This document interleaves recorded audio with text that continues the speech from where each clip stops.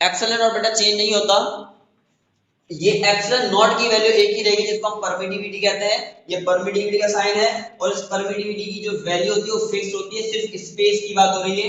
8.85 into 10⁻⁻12 और इसका unit होता है कूलम स्क्वायर पर न्यूटन मीटर स्क्वायर। ये सिर्फ फ्री स्पेस की है। हाँ, अगर उसके दरमियान में मीडियम हम कोई और सा प्लेस कर दें तो फिर वहां वैल्यू जो है वो चेंज हो जाएगी और एप्सिलॉन नॉट की जगह एप्सिलॉन आर आ जाएगा। इसको कहते हैं परमिटिविटी ऑफ मीडियम। ये किसी भी मीडियम की परमिटिविटी कहलाई जाती है और इसकी जो वैल्यू होती है that could be from 1 to infinity.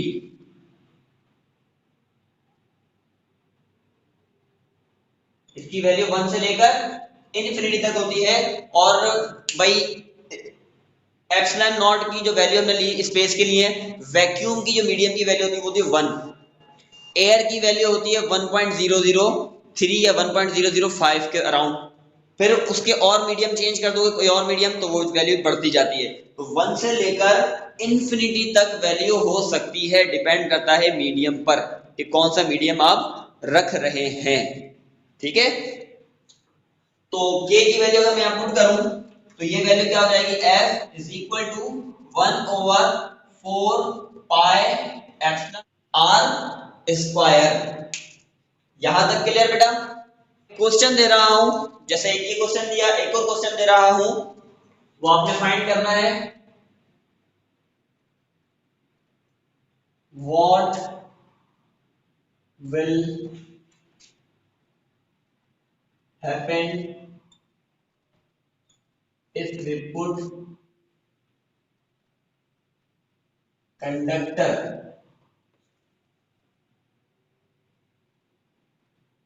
instead of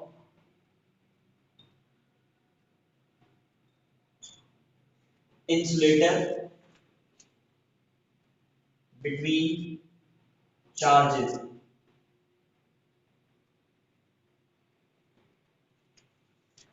question बेटा मैं रिपीट कर रहा हूं। हाँ, मीडियम के अंदर, मीडियम में फोर्स ऑफ अट्रैक्शन ज्यादा होती है, मीडियम में कम होती है। रीजन ये होता है कि उसमें लाइंस ब्लॉक हो जाती हैं।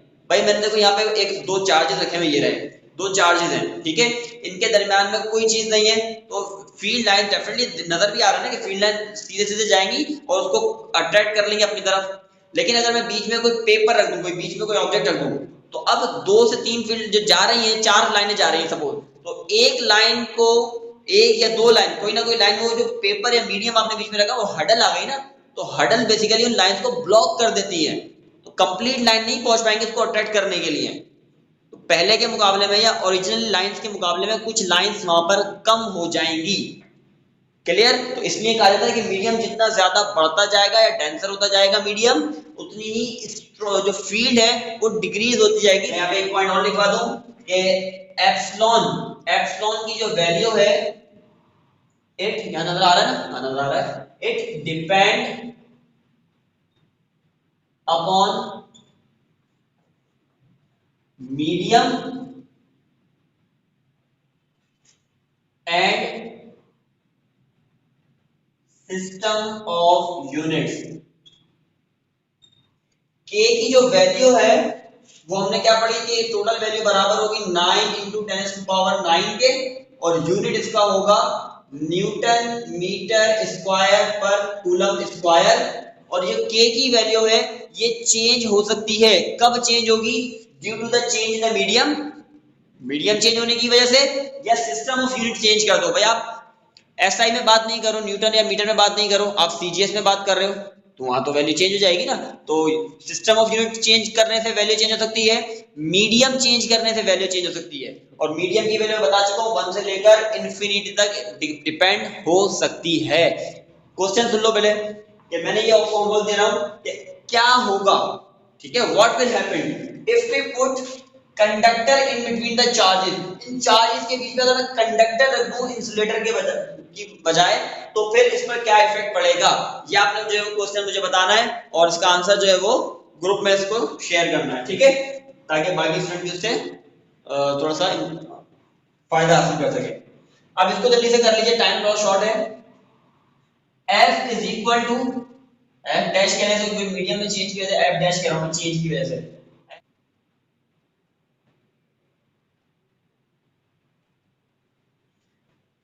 तो ये बेटा आपकी जो है वो वैल्यू आ गई, और ये सारे फैक्टर जो है वो ये पूरा ब्रैकेट किसके बराबर है, एफ के बराबर है। तो मैं इसको ऐसे लिख सकता हूं कि एफ डैश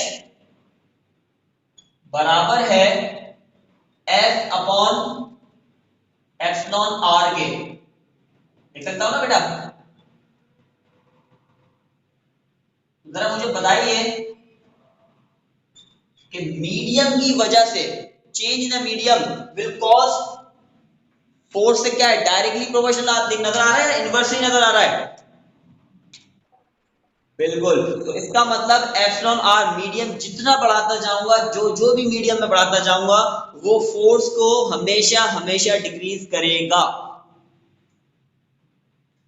इस तरह एक रीजन, एक क्वेश्चन आया था लास्ट ईयर, मतलब 2 साल और 3 साल पहले, कि what will happen if we dip the some bonding, या बॉन्ड फोर्स का नाम था, कोई केमिकल था, NaCl था, या कोई नमक वगैरह ऐसा कुछ था, या उसको क्या होगा कि उसको हम जो है वो पानी में डिप कर दें, तो उसकी बॉन्डिंग के साथ क्या होगा, इंक्रीज हो जाएगी बॉन्डिंग फोर्स या डिक्रीज हो जाएगी, क्या होगा? तो ये आपने बताना होता है, ठीक है। तो वहां पे डेफिनेटली उनकी जो बॉन्डिंग है वो डिक्रीज ही होगी, क्योंकि एयर का मीडियम तो 1 होता है, तो एयर में तो फोर्स वही रहेगी, उसके नमक की या जो भी एलिमेंट था वहां पर, केमिकल था।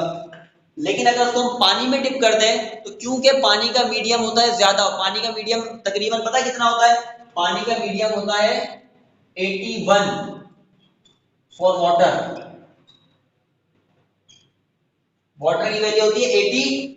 तो वो जो फोर्स है ओरिजिनल फोर्स के मुकाबले में 81 टाइम्स रिड्यूस हो जाएगी, ठीक है।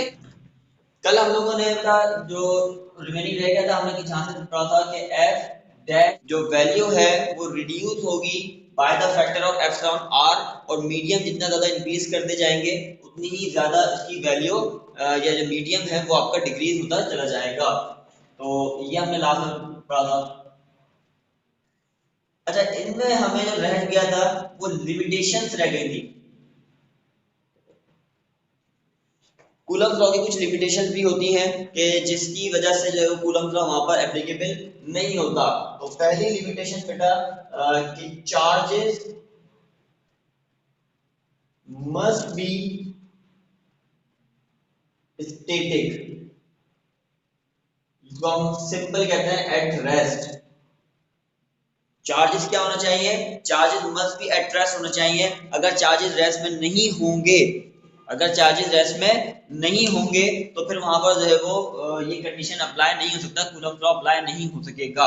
क्यों नहीं हो सकेगा, इसका रीजन देखें। आप लोगों ने पहले भी डेफिनेशन वगैरह में पढ़ा होगा, या मैं अगेन बता देता हूं कि जब कभी भी चार्जेस रेस्ट के बजाय मोशन में आते हैं तो उनके अंदर कुछ प्रॉपर्टीज चेंज हो जाती हैं। जैसे मैंने पहले ही बताया था अपने फर्स्ट लेक्चर में, चार्ज के बाद जो हमने पढ़ा था डे 1, कि जब मोशन में आता है तो कुछ प्रॉपर्टीज, कुछ पैरामीटर्स चेंज हो जाते हैं। तो मोशन में आने की वजह से चार्ज के अंदर अगर रेस्ट में है तो उसमें सिर्फ और सिर्फ इलेक्ट्रिक फील्ड होती है, ठीक है। और अगर चार्ज मूव करना स्टार्ट करता है तो मोशन में होने की वजह से चार्ज में ना सिर्फ इलेक्ट्रिक फील्ड होती है बल्कि इसके अंदर मैग्नेटिक फील्ड भी जनरेट हो जाती है, फिर वहां मैग्नेटिक प्रॉपर्टीज भी अप्लाई होना स्टार्ट हो जाती हैं। तो ये लिमिटेशन है कि अगर चार्जेस रेस्ट में होंगे तो ही कूलम्ब लॉ एप्लीकेबल होगा, अगर रेस्ट में नहीं होंगे तो कूलम्ब लॉ एप्लीकेबल नहीं हो सकेगा। पास है उसमें था कि charge bodies must be point.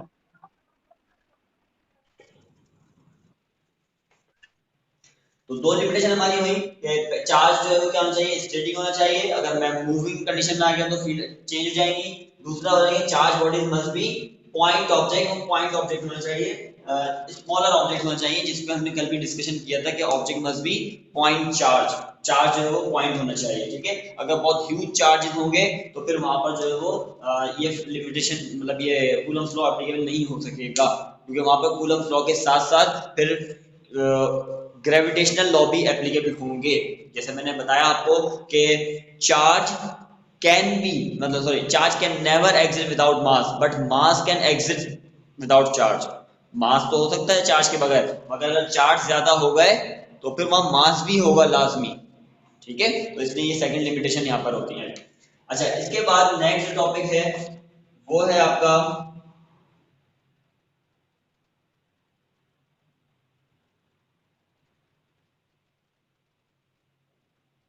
Electric field. Electric field कैसे कहते हैं बेटा, any idea?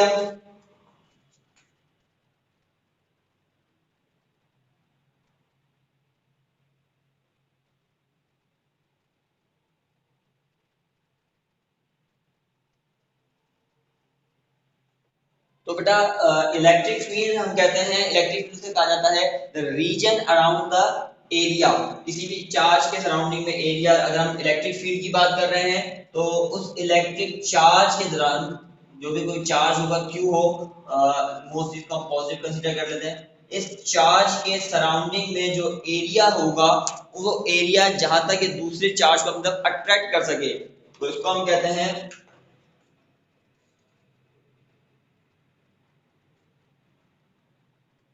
a region around the charge where it can attract any other charge।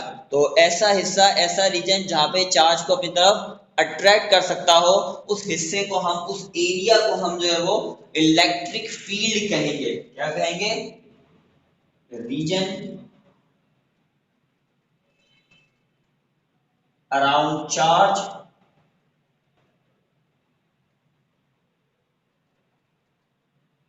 where it can attract any other charge, ठीक है। ऐसा हिस्सा, वो हिस्सा जहां पे चार्ज को दूसरे चार्ज को अट्रैक्ट कर सके। देखो इससे रिजेंबल हम एक चीज समझाऊं आपको, जैसा कि हम अपनी अर्थ को देखते हैं, ठीक है। हमारी अर्थ जो है वो सिर्फ हमें अट्रैक्ट नहीं कर रही बल्कि हमारे आउटर चीजों को भी अट्रैक्ट कर रही है। जैसा कि हम बात करते हैं सन सॉरी अर्थ हमारे मून को भी अट्रैक्ट कर रहा है। स्पेस में पड़ी हुई चीजों में से और सी चीज, बहुत सी चीजें ऐसी हैं जिसमें अर्थ अट्रैक्ट करके उसको अपने पास अट्रैक्ट कर रही होती है, ठीक है। बहुत सी चीजें ऐसी भी हैं जिसको अट्रैक्ट नहीं कर रही। तो वो ऑब्जेक्ट्स जो कि अर्थ की फील्ड के अंदर आते हैं, अर्थ की फील्ड के अंदर आते हैं, जस्ट लाइक हम ह्यूमन बॉडीज हो गए या कोई और ऑब्जेक्ट्स हो गए, तो वो तमाम ऑब्जेक्ट्स जो है वो अर्थ की ग्रेविटेशनल फील्ड में होंगे। तो क्योंकि अर्थ की फील्ड मास की वजह से होती है तो उस फील्ड को हम ग्रेविटेशनल फील्ड कहते हैं, इलेक्ट्रिक नहीं है, इसको ग्रेविटेशनल फील्ड कहते हैं। वही फिनोमेना अगर किसी चार्ज पर लग रहा है तो चार्ज अपने सराउंडिंग में जितनी दूर से चीजों को अट्रैक्ट कर सकती होगी उसको हम इलेक्ट्रिक फील्ड कहेंगे, क्योंकि ये ड्यू टू इलेक्ट्रिक चार्जेस हो रहे हैं, ठीक है ना। उसके भाई अगर ये चार्ज यहाँ से बाहर होता है इधर, तो इस बार इस चार्ज में कोई फील्ड नहीं लगती। ये क्यू पॉजिटिव चार्ज यानी ये पॉजिटिव चार्ज चार्ज को क्यू नॉट को कभी भी अट्रैक्ट नहीं कर सकता। क्यों नहीं कर सकता? क्योंकि ये इसकी फील्ड के बाहर है। कब अट्रैक्ट करेगा?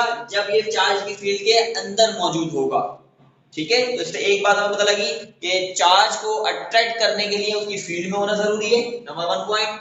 दूसरा पॉइंट ये है कि यही चार्ज ओरिजिनल चार्ज से जितना करीब होता जाएगा उतनी ज्यादा उस पर इलेक्ट्रिक फील्ड स्ट्रांग होगी, और जितना दूर होगा उतनी ही इलेक्ट्रिक फील्ड उसकी वीक होती चली जाएगी, ठीक है। तो near the charge stronger the field, further the charges weaker the field, ठीक है। नियर द चार्जेस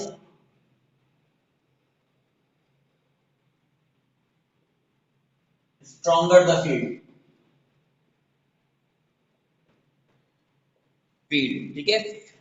इसके बाद जो है वो सेकंड पॉइंट का और मजीद डिस्कस करते हैं कि electric field intensity, sorry electric field. मुझे बताइए इलेक्ट्रिक फील्ड स्केलर क्वांटिटी होगी या वेक्टर क्वांटिटी होगी? Who's going to tell the answer? Electric field is a scalar quantity. It is not the vector quantity. क्यों vector quantity नहीं होगा? देखें इसे नहीं है। रीजन इसका क्या है कि इसकी जो फील्ड है वो चारों तरफ है। फील्ड की कोई डायरेक्शन नहीं होती है। फील्ड की डायरेक्शन नहीं होती है। डायरेक्शन किसी एक पर्टिकुलर स्ट्रेट लाइन में पर्टिकुलर डायरेक्शन होती है। जो कि आप क्या हो गए? Electric field intensity is the vector nature. दो अलग अलग बातें हैं। Electric field does not has any direction, इसलिए स्केलर। देखो ना इसके कहां डायरेक्शन है? रेडियल है, पूरी सर्कुलर मोशन में, तो इसकी डायरेक्शन नहीं होगी। ये कौन सी है? ये स्केलर क्वांटिटी होगी। It does not has any specific direction. Understood?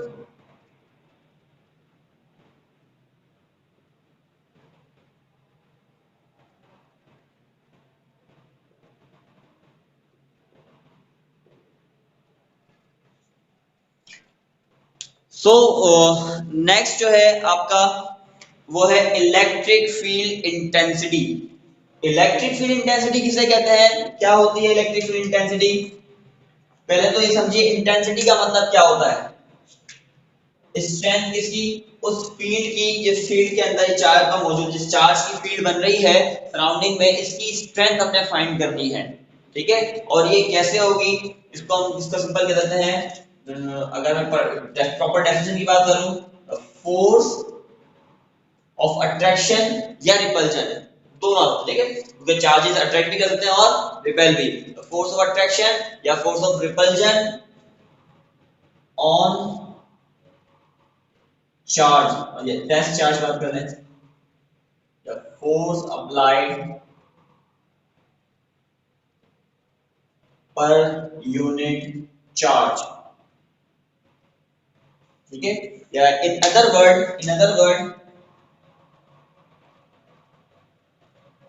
strength of electric field is electric field intensity. Electric field intensity की जो स्ट्रेंथ होगी वो इलेक्ट्रिक फील्ड इंटेंसिटी कहलाएगी। ये तो समझाने के लिए पॉइंट होगा, प्रॉपर डेफिनेशन नहीं है। प्रॉपर डेफिनेशन ये है कि किसी भी चार्ज पर हम देखो, ये सोर्स चार्ज है, इसकी कितनी फील्ड है मैं कैसे मेजर करूंगा? जैसे अभी आपने बताई कि सर हम एक चार्ज रखेंगे और उससे फाइंड करेंगे, तो ये बिल्कुल बेटा चार्ज रखा हमने और इस चार्ज से फाइंड करेंगे कि इस चार्ज के ऊपर दूसरे चार्ज की कितनी फोर्स लग रही है। तो जिसमें क्यू नॉट लिखा है ना, इस क्यू नॉट का मतलब होता है टेस्ट चार्ज।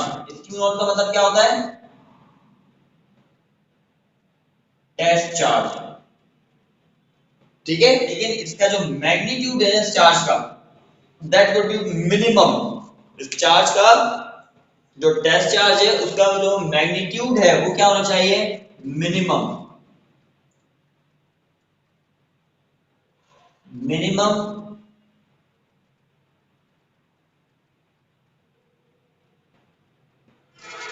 मैग्नीट्यूड।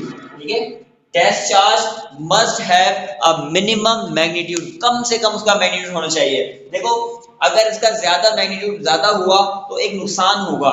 एक नुकसान क्या होगा कि आपको सोर्स चार्ज की रियल वैल्यू नहीं मिल सकेगी। इसकी रियल वैल्यू क्यों नहीं मिल सकेगी? देखिए फॉर सपोज मैं फाइंड करूं कि एक मैग्नेट ले लेता हूं, मैं फाइंड करता हूं इस मैग्नेट की अट्रैक्शन फाइंड करूं किसी दूसरे ऑब्जेक्ट के साथ। तो मैं अगर इस मैग्नेट के सराउंडिंग में कोई दूसरा मैग्नेट लेकर आ जाऊं, तो दूसरा मैग्नेट की खुद की भी तो कोई फोर्स ऑफ अट्रैक्शन रिपल्जन होगी ना, तो उससे ये चार्ज क्या करेगा? मैग्नेट पर इंटरेक्ट करेगा और अपनी खुद की फोर्स भी अप्लाई करेगा, जिसकी वजह से ये ऑब्जेक्ट की इस सोर्स चार्ज की हम रियल फील्ड फाइंड नहीं कर सकेंगे।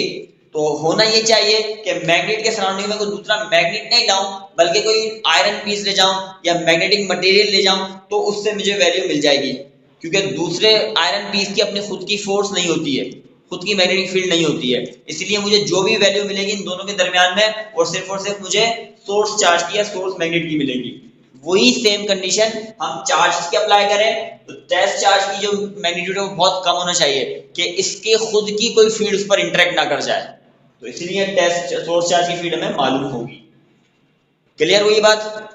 अब हम आगे चलते हैं और इलेक्ट्रिक फील्ड के बारे में बात करते हैं। फॉर्मूले के अकॉर्डिंगली इलेक्ट्रिक फील्ड का फॉर्मूला क्या बनता है?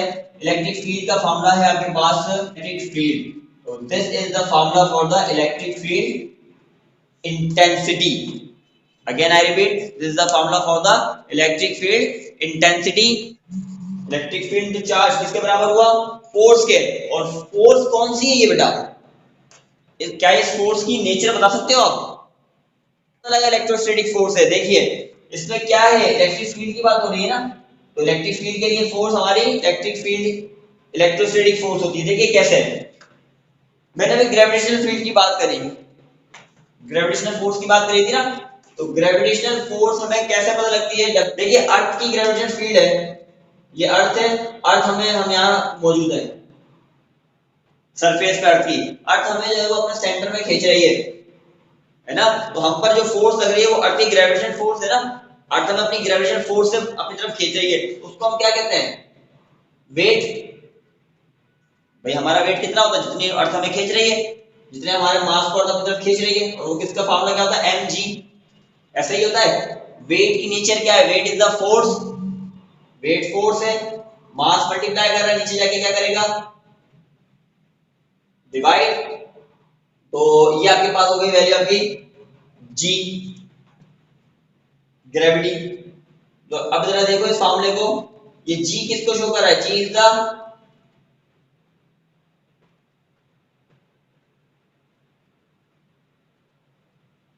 Gravitational field. जी क्या है? Gravitational field. देखो जरा दोनों का फार्मूला सेम बन रहे हैं, बस फर्क किस चीज का है? ग्रेविटेशनल फील्ड की फार्मूला क्या है? Force per unit mass.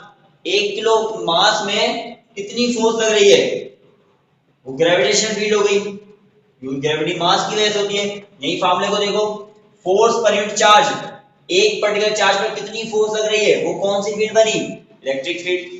Gravitational field का फार्मूला भी वही सेम सिमिलरिटी नजर आ रही है, इलेक्ट्रिक फील्ड में वही सिमिलरिटी नजर आ रही है, दोनों फार्मूला बिल्कुल सेम है। ये मास की वजह से हो रही है तो ग्रेविटेशनल फील्ड कहा, इसको अगर ध्यान रखो आप, W क्या था?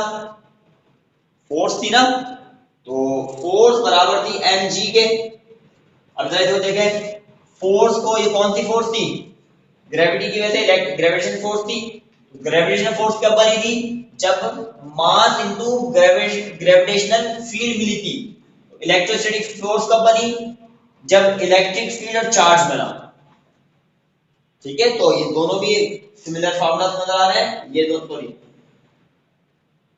ये दोनों सिमिलरिटीज नजर आ रही है और ये दोनों सिमिलरिटी नजर आ रही है। तो इसका मतलब फोर्सेस तो की नेचर अलग अलग है, मगर फार्मूला वगैरह ये सारी चीजें वो एक ही जैसे भी। अच्छा, अब फार्मूला हमने डिस्कस कर लिया, फोर्स हमने डिस्कस कर ली, what is the unit? Force का यूनिट न्यूटन, चार्ज का यूनिट कूलम। तो इलेक्ट्रिक फील्ड इंटेंसिटी का यूनिट होता है न्यूटन पर कूलम, या फिर इसका एक और यूनिट होता है जो कि हम आगे डिस्कस करते हैं, वो होता है वोल्ट पर मीटर। ठीक है, न्यूटन पर कूलम या फिर वोल्ट पर मीटर। तो ये दोनों बातें, ये वाला यूनिट आपको आगे जाके पता लगेगा कि ये यूनिट कैसे बना, वो हम आगे डिस्कस करेंगे, लेकिन अभी एक याद रख लीजिए कि न्यूटन पर कूलम यहां से बना है। ठीक है, तो ये आपका कॉन्सेप्ट था। अच्छा, अब जरा देखिए, इलेक्ट्रिक फील्ड इंटेंसिटी का मैंने बताया था स्केलर क्वांटिटी, तो इलेक्ट्रिक फील्ड तो स्केलर है, मगर electric field intensity vector quantity है। तो जल्दी से इस बात को डिस्कस कर लेते हैं कि इलेक्ट्रिक फील्ड इंटेंसिटी हैज या इज वेक्टर क्वांटिटी। ये जो है वो वेक्टर क्वांटिटी होगी। वेक्टर क्वांटिटी क्यों होगी? क्योंकि अब देखिए अगर दोबारा इस पे, तो यहाँ पर बकायदा लाइन फोर्स ऑफ अट्रैक्शन हो रही है, एक चार्ज से दूसरे चार्ज पर वो फोर्स लगाकर उसको अपनी तरफ अट्रैक्ट कर रहा है। तो यहाँ पर इस स्पेसिफिकली देखिए इन दोनों के दरमियान का डायरेक्शन हो रही है। भाई चार्ज जो लगा रहा है इस पे फोर्स चार्ज, कैसे चार्ज में फोर्स लगा रहा है, वो इसको ऐसे अपनी तरफ अट्रैक्ट कर रहा है ना, या अगर रिपेल करना तो ऐसे रिपेल करेगा, एक ही लीनियर डायरेक्शन में करेगा ना, लाइन में। ऐसा तो नहीं ना कि ये कोई इस तरह कोई डायरेक्शन जा रही हो, ऐसा तो नहीं होगा। यहां पर से कोई स्पेसिफिक डायरेक्शन है, स्ट्रेंथ, तो इंटेंसिटी की डायरेक्शन होती है वो बिल्कुल लीनियर डायरेक्शन में होता है, इसीलिए इलेक्ट्रिक फील्ड इंटेंसिटी की डायरेक्शन है स्केलर जो क्वांटिटी है वो इलेक्ट्रिक फील्ड होती है, क्योंकि इसकी रेडियल डायरेक्शन से कोई डायरेक्शन नहीं होती। अंडरस्टूड? तो ये दोनों बातें आपको पता होनी चाहिए। तो इलेक्ट्रिक फील्ड इंटेंसिटी भी आपका